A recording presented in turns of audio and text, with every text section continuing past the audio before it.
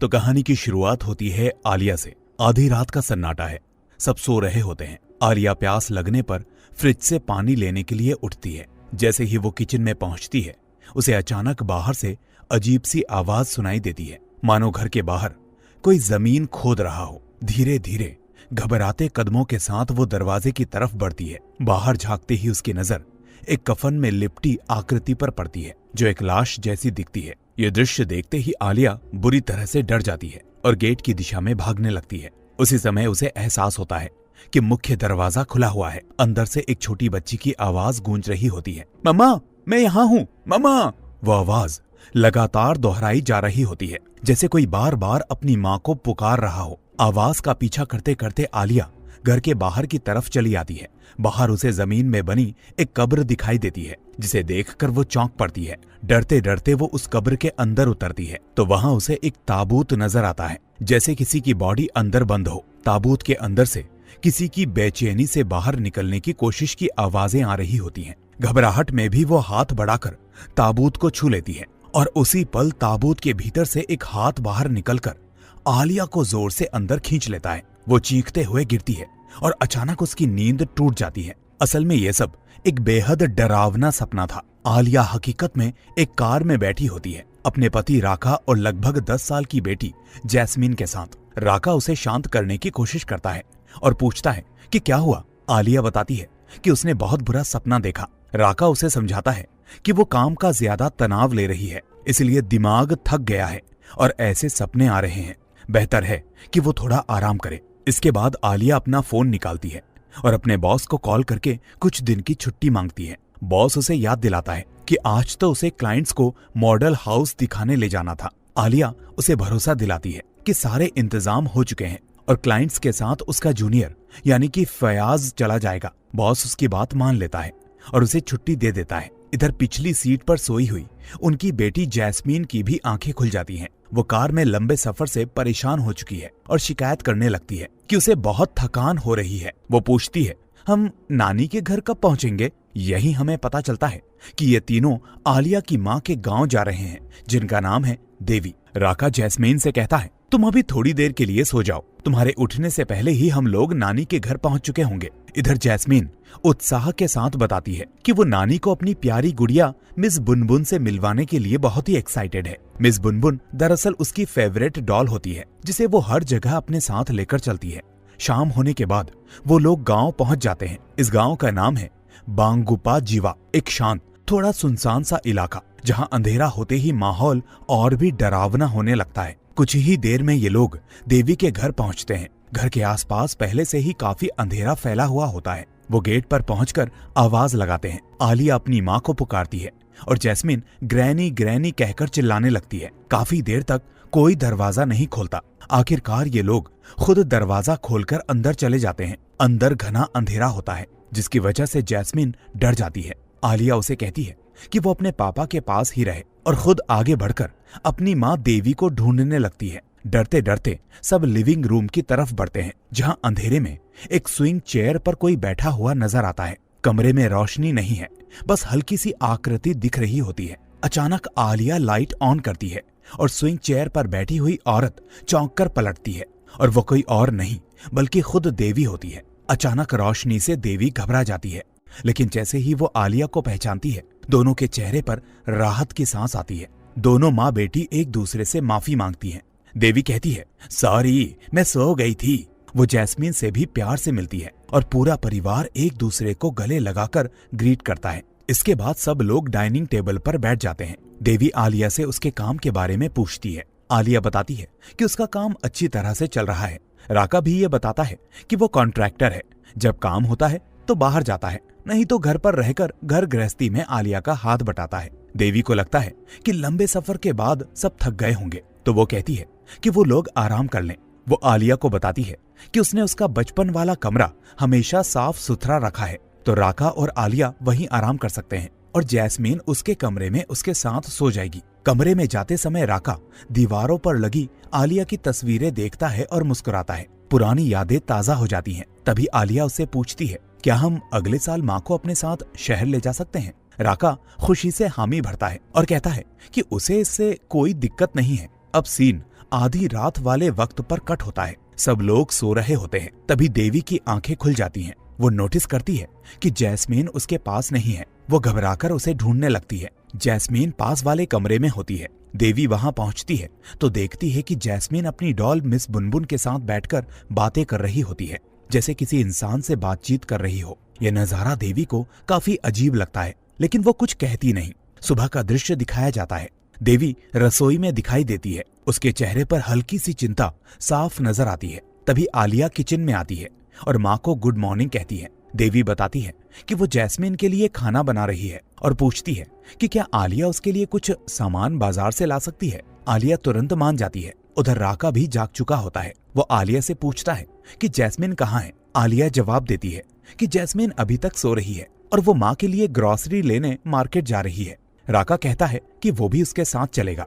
रास्ते में जाते समय आलिया की नजर एक आदमी पर पड़ती है। उसका नाम है बसरी। वो कब्रिस्तान की सफाई कर रहा होता है। बसरी इसी गांव में सारे अंतिम संस्कारों का काम संभालता है। आलिया कार रोककर उससे मिलती है, थोड़ी हल्की फुल्की बातचीत करती है और फिर मार्केट के लिए निकल जाती है। कैमरा बसरी पर ठहरता है। उसके चेहरे पर हल्की सी घबराहट और टेंशन नजर आती है, जैसे उसे किसी बात की चिंता हो। अब फिर से घर का सीन दिखाया जाता है। देवी डाइनिंग टेबल पर खाना सजा रही होती है। तभी उसे लगता है कि जैस्मीन किसी से बात करते हुए खेल रही है। वो पास जाकर देखती है कि जैस्मीन फिर से अपनी डॉल मिस बुनबुन के साथ खेल रही होती है और ऐसे बात कर रही है जैसे सामने कोई और भी मौजूद हो। ये देखकर देवी असहज महसूस करती है और जैस्मीन को वहां से बाहर ले आती है। अब सीन यहाँ से मार्केट में शिफ्ट होता है। हम देखते हैं कि आलिया के बचपन की दोस्त मवार की दुकान है। उसी समय एक गर्भवती औरत भी वहां खरीदारी के लिए आती है। वो पूरे 9 महीने की प्रेग्नेंट होती है। थोड़ी देर के बाद आलिया वहां पहुंचती है और मवार से मिलकर बहुत खुश हो जाती है।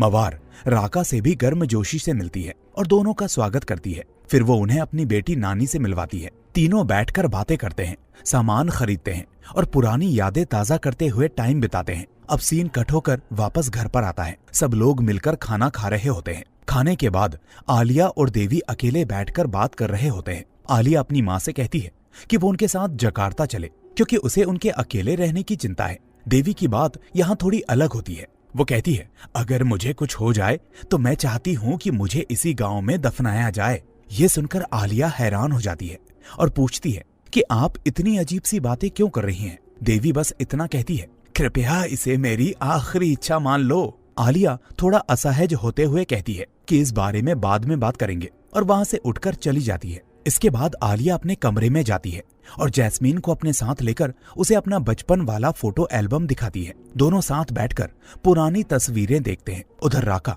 बिस्तर पर लेटा होता है। तभी जैस्मीन उससे बात करते हुए बताती है कि वो और मम्मी कल जंगल घूमने जाएंगे, जहाँ एक तालाब भी है। राका उसे अपने पास खींचकर सुला लेता है और जैस्मीन अपनी डॉल मिस बुनबुन को सीने से लगाकर सो जाती है। अगली सुबह जैस्मीन सबसे पहले उठकर तैयार हो जाती है, क्योंकि उसे जंगल जाने का बहुत उत्साह होता है। वो राका को गले लगाकर बाय बोलती है और आलिया के साथ बाहर निकल जाती है। घर पर राका किचन में खाना बना रहा होता है। देवी वहां आकर उसे खाना बनाते देख उसकी तारीफ करती है। बातचीत के दौरान राका देवी से भी कहता है कि अगर वो चाहें तो उनके साथ शहर में आकर रह सकती हैं।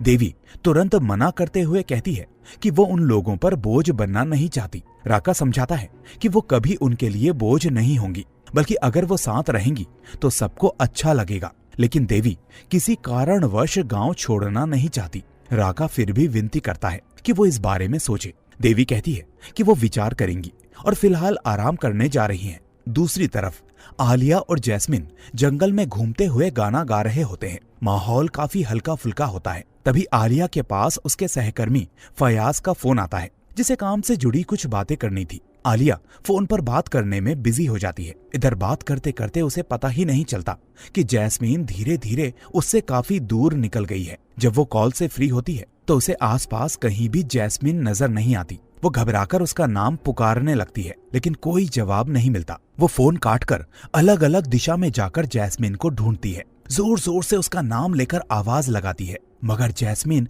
कहीं नजर नहीं आती। कुछ देर के बाद आलिया तालाब के किनारे पहुंचती है और वहीं से फिर जैस्मीन को पुकारती है, लेकिन वहां भी कोई जवाब नहीं। तभी उसे तालाब के किनारे जैस्मीन की डॉल मिस बुनबुन पड़ी हुई दिखती है। आलिया डॉल को पानी से बाहर निकालती है और उसी समय थोड़ी दूर पर पानी की सतह पर जैस्मिन का निर्जीव शरीर ऊपर आ जाता है। जी हाँ, जैस्मिन की मौत हो चुकी होती है। आलिया बिना सोचे समझे पानी में कूद जाती है, जैस्मिन को बाहर खींचकर किनारे पर लाती है और घबराहट में जोर जोर से मदद के लिए चिल्लाती है, लेकिन आसपास कोई भी नहीं होता जो उसकी मदद कर सके। घर पर जब देवी और राका को इस घटना के बारे में पता चलता है तो पूरा घर मातम से भर जाता है। आलिया जैस्मिन के पास बैठी हुई रो रही होती है, वहीं बसरी अंतिम संस्कार की तैयारी कर रहा होता है। देवी कहती है कि हमें जल्दी से जल्दी अंतिम संस्कार कर देना चाहिए। राका कार में जाकर फूट फूट कर रोता है, वो पूरी तरह से टूट चुका होता है। कुछ ही समय बाद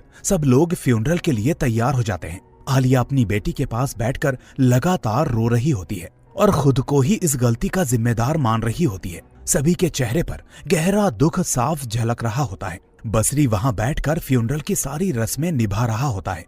इसी बीच उसे एक पल के लिए ऐसा लगता है कि जैस्मिन की लाश उसकी तरफ देखकर हल्की सी मुस्कुरा रही है। ये देखकर उसका खून सूख जाता है। वो घबराता तो है, लेकिन रस्में पूरी करके प्रक्रिया खत्म कर देता है। जैस्मिन को उसी गांव के कब्रिस्तान में दफनाया जाता है। रात भर राका और आलिया उसकी कब्र के पास बैठे रहते हैं, टूटे हुए, चुपचाप। सुबह होते ही राका कहता है कि वो लोग इस गांव से आज ही चले जाएंगे। दोनों वहां से उठकर लौट आते हैं। अब राका और आलिया जकार्ता लौटने के लिए निकल पड़ते हैं। रास्ते में उनकी मुलाकात फिर से बसरी से होती है, जो उनके लिए शांति की दुआ करता है। इधर देवी अपने पुराने घर में अकेली बैठी है, अपनी माँ की वो बात याद कर रही होती है, जब तुम्हारा अंत होगा तो तुम भी इसी गांव की मिट्टी में दफन हो जाओगी। अचानक उसे कोई अजीब सी आवाज सुनाई देती है। वो घबराकर सामने देखती है, जहां उसे सफेद कपड़े में लिपटी एक लाश दिखाई देती है, यानी पुचोंग जैसा रूप।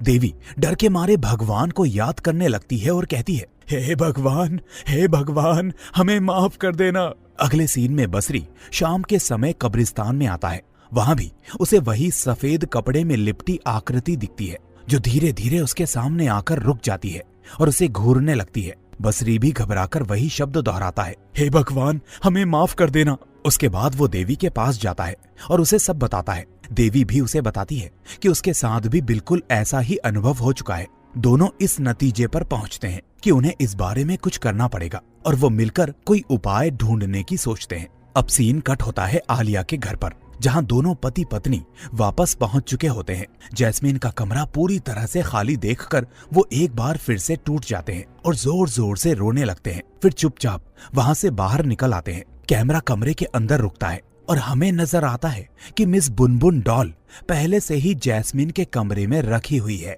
राका जैस्मिन की फोटो को देख देख कर रो रहा होता है। गुस्से और दुख में वो आलिया पर फट पड़ता है। क्या तुम्हारे लिए फोन कॉल इतना जरूरी था कि तुमने अपनी बेटी पर ही ध्यान नहीं दिया? तुम बहुत ही स्वार्थी हो। अब तुम्हें नौकरी करने की भी जरूरत नहीं है। वो गुस्से में चिल्लाते हुए वहां से निकल जाता है। अगली सुबह आलिया घर से बाहर निकलती है। राका चुपचाप बैठा रहता है, उससे कोई बात नहीं करता। आलिया के जाने के बाद उसे घर में ही मिस बुनबुन डॉल मिलती है। उधर आलिया अपने साइकाइट्रिस्ट के पास पहुंचती है और उसे पूरी घटना और अपने मन की हालत विस्तार से बताती है। साइकाइट्रिस्ट उसे सलाह देती है कि उसे और राका दोनों को मिलकर इस सदमे से निकलने की कोशिश करनी होगी। एक दूसरे को सहारा देना होगा, क्योंकि यह गलती किसी एक की नहीं है और ऐसी घटना कोई भी अपने बच्चे के साथ देखना नहीं चाहेगा। उसकी बात मानकर आलिया घर लौटती है ताकि राका से बात कर सके, लेकिन जैसे ही वो घर आती है, राका गुस्से में उससे पूछता है कि उसने मिस बुनबुन की डॉल को वापस घर क्यों लेकर आई, जबकि उन्होंने तय किया था कि इस गुड़िया को वो जैस्मिन की कब्र पर ही छोड़ देंगे। आलिया हैरान होकर कहती है कि उसने ये डॉल नहीं लेकर आई, बल्कि वो तो इसे पहली बार देख रही है। राका उसकी बात पर यकीन नहीं करता। उसे लगता है कि आलिया जानबूझकर डॉल को लेकर आई है, सिर्फ उसे चढ़ाने या मजाक उड़ाने के लिए। धीरे धीरे राका के मन में अपनी ही पत्नी के लिए नफरत भरने लगती है और उनके रिश्ते में दूरी और तनाव और ज्यादा बढ़ जाता है। इसके बाद सीन कब्रिस्तान में शिफ्ट होता है, जहाँ हमें जैस्मिन की कब्र दिखाई जाती है, जिसकी मिट्टी ऊपर से हट चुकी होती है, यानी उसकी कब्र खुल चुकी है और जैस्मिन अब एक दुष्ट आत्मा यानी डीमन के रूप में बाहर आ चुकी होती है। अब सीन वहीं से कट होकर आता है उस प्रेग्नेंट औरत पर, जिसे हमने पहले ग्रोसरी स्टोर में देखा था। वो अब तेज दर्द से तड़प रही होती है। उसे किसी भी पल बच्चा होने वाला होता है। उसका पति घबराकर डॉक्टर को बुलाने बाहर जाता है। तभी कमरे में डिमोनिक जैस्मीन आ जाती है। वो सीधे उस औरत के पेट पर हमला करती है और उसका पेट फाड़कर उसे मार डालती है। साफ साफ समझ में आ जाता है कि अब इस गांव में कुछ बेहद खतरनाक और खौफनाक शुरू हो चुका है। सीन बदलता है। आलिया अपने घर के वॉश बेसिन के सामने खड़ी होकर चेहरा धो रही होती है। जैसे ही वो अपने चेहरे पर पानी मारती है, अचानक वो खुद को उसी तालाब के किनारे खड़ा पाती है जहां जैस्मिन की मौत हुई थी। तालाब के अंदर से उसे जैस्मिन की आवाज सुनाई देती है, mom please help me. Alia घबराकर उसकी मदद के लिए आगे बढ़ती है, लेकिन तभी पानी से निकला हुआ वही दुष्ट रूप उसे खींचकर सीधे तालाब के अंदर घसीट लेता है। अचानक आलिया की आंखें खुलती हैं। वो अपने बिस्तर पर होती है। उसे एहसास होता है कि ये सब एक और भयानक नाइटमेयर था। आपको याद होगा, फिल्म की शुरुआत में भी उसे इसी तरह का सपना आया था, जहां एक बच्ची मॉम हेल्प मी प्लीज ये कहकर पुकार रही थी। असल में वो जैस्मिन की आने वाली मौत का इशारा ही था। लेकिन इस बार बात अलग होती है। आलिया समझती तो है कि यह सपना था, मगर चौंकाने वाली बात यह है कि उसके कपड़े सच में पूरी तरह से गीले हो चुके होते हैं, जैसे वो सच में पानी में डूबी हो। अब आलिया राका से कहती है कि जैस्मिन की आत्मा उसे पुकार रही है। शायद किसी ने उसे कैद करके रखा है। वो शांति में नहीं है। वो मानती है कि उनकी बेटी कहीं फंसी हुई है और उसे मदद की जरूरत है। वो राका से कहती है कि उन्हें दोबारा पांगुपा जीवा गांव वापस जाना होगा ताकि वो जैस्मिन की मदद कर सके। राका पहले तो हिचकिचाता है, पर आखिरकार दोनों अगली ही सुबह गांव के लिए निकल पड़ते हैं। गांव के अंदर घुसते ही रास्ते में उन्हें एक जनाजा निकलता हुआ दिखाई देता है। ये उसी प्रेग्नेंट औरत का अंतिम संस्कार होता है जिसे जैस्मिन ने मारा था। इसी फ्यूनरल में उन्हें फिर से बसरी दिखाई देता है। वो लोग सीधे भागकर जैस्मिन की कब्र के पास जाते हैं। वो देखते हैं कि कब्र खुदी हुई है और अंदर से जैस्मिन का शरीर गायब है। अब वो देवी के घर जाकर पूरी बात बताते हैं। देवी उन्हें रोकती है और एक पुराने श्राप की कहानी सुनाना शुरू करती है। यहीं से फिल्म का असली सच सामने आता है। दोस्तों, अगर आप वीडियो में यहाँ तक बने हुए हैं तो हमारे इस नए चैनल को सब्सक्राइब करना ना भूलें और हाँ, साथ में बेल आइकन भी दबा दें ताकि आने वाली कोई भी वीडियो आपसे मिस ना हो। अब देवी अपने बचपन का 7 साल की उम्र का एक हादसा बताती है। वो कहती है कि एक दिन उसके घर के बाहर पूरे गांव के लोग गुस्से से चिल्ला रहे थे। उसकी माँ को बाहर बुला रहे थे। गांव वाले धमकी दे रहे थे कि वो उसे जिंदा जला देंगे। गांव वालों को पूरा यकीन था कि देवी की माँ एक डार्क शेमन है, यानी ऐसी औरत जो आत्माओं से संपर्क करती है, काला जादू करती है और जिसकी वजह से गांव में लगातार लोगों की मौत हो रही है। इसलिए पूरा गांव उसे मारने पर उतर आया था। देवी की माँ घर से बाहर आती है और सबके सामने कहती है कि वो डार्क शेमन नहीं है। अगर वो उस पर भरोसा नहीं करते तो वो उसे मार सकते हैं, लेकिन साथ ही वो एक भयानक श्राप देती है। वो कहती है कि उसकी वंश रेखा यानी ब्लड लाइन कभी खत्म नहीं होगी। अगर आने वाली पीढ़ियों में से कोई भी इस गांव की मिट्टी में दफनाया गया तो वो कभी पूरी तरह से नहीं मरेगा। वो दोबारा उठ खड़ा होगा, गांव वालों से अपनी मौत का बदला लेगा और तब तक चैन नहीं लेगा जब तक बदला पूरा ना हो जाए। ये श्राप देकर देवी की माँ उसके सामने खुद ही अपनी जान ले लेती है। यहीं से साफ हो जाता है कि जैस्मिन क्यों दोबारा से उठ खड़ी हुई, क्योंकि उसे भी इसी गांव के कब्रिस्तान में दफनाया गया था। इसी वजह से वो भी उसी श्राप का हिस्सा बन गई। अब इस गलती को ठीक करने का तरीका बसरी बताता है, जो बेहद जोखिम भरा होता है। वो बताता है कि जो दुष्ट शक्ति अब जैस्मिन के शरीर में है, वो दरअसल देवी की माँ के श्राप को आगे बढ़ा रही है और अपनी परनानी की मौत का बदला गांव वालों से ले रही है। वो पूरी तरह से एक डीमन के कंट्रोल में है।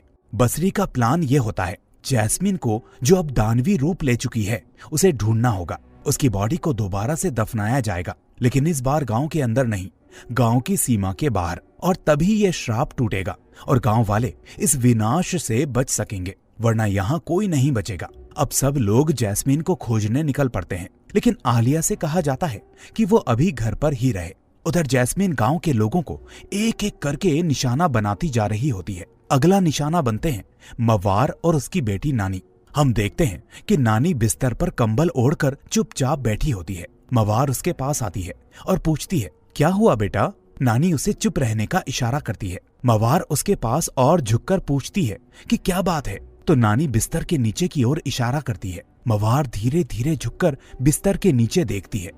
वहां असली नानी डरी सहमी लेटी हुई होती है। अब मवार घबरा जाती है। बिस्तर के नीचे पड़ी नानी सहमे हुए कहती है, ऊपर ऊपर शैतान है मॉम। मवार डरकर जैसे ही ऊपर नजर उठाती है, उसके सामने जैस्मीन खड़ी होती है। वो झपट कर मवार का गला दबा देती है और उसे मार डालती है। फिर उसकी बेटी नानी को भी नहीं छोड़ती। इधर घर पर आलिया ऊपर वाले से दुआ कर रही होती है। तभी उसे जैस्मीन की आवाज सुनाई देती है, मम्मा।